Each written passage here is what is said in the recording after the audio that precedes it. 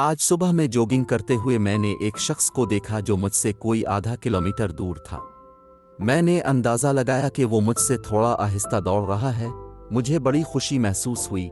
मैंने सोचा उसे हराना चाहिए। कोई 1 किलोमीटर बाद मुझे अपने घर की जानिब एक मोड़ पर मुड़ना था। मैंने तेज दौड़ना शुरू कर दिया।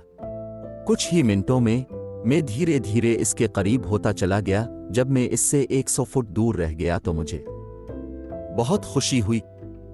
जोश और वल्वले के साथ मैंने तेजी से इसे पीछे कर दिया।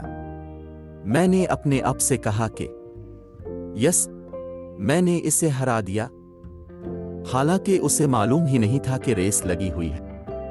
अचानक मुझे एहसास हुआ कि उसे पीछे करने के चक्कर में मैं अपने घर के मोड़ से काफी दूर आ गया हूं। फिर मुझे एहसास हुआ कि मैंने अपने अंदरूनी सुकून को गारत कर दिया है। रास्ते की हरियाली और उस पर पड़ने वाली सूरज की नरम शुआओं का मजा भी नहीं ले सका।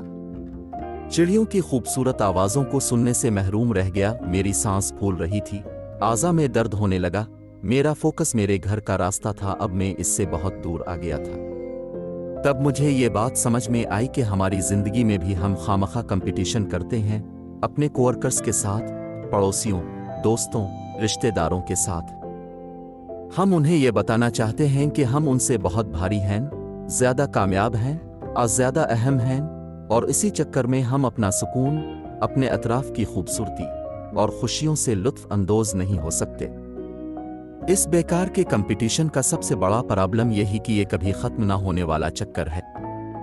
हर जगह कोई ना कोई अब से आगे होगा। किसी को अब से अच्छी जॉब मिली होगी, किसी को अच्छी बीवी, अच्छी कार, अब से ज्यादा तालीम, अब से हैंडसम शौहर, फरमाबरदार औलाद, अच्छा माहौल, अच्छा घर वगैरह। ये एक हकीकत ही कि अब खुद अपने आप में बहुत ज़बरदस्त हैं, लेकिन इसका एहसास तब तक नहीं होता जब तक कि आप अपने आप को दूसरों से कंपेयर करना छोड़ दें।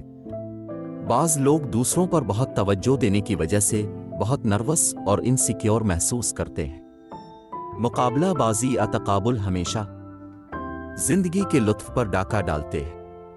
ये आपकी जिंदगी के मज़े को किरकिरा कर देते हैं। तकदीर से कोई मुकाबला नहीं, सबकी अपनी अपनी तकदीर होती है, तो सिर्फ अपने मुकद्दर पर फोकस कीजिए। दौड़ी ज़रूर, मगर अपनी अंदरूनी खुशी और सुकून के लिए। खुश रहें, खुशियां बांटते रहें।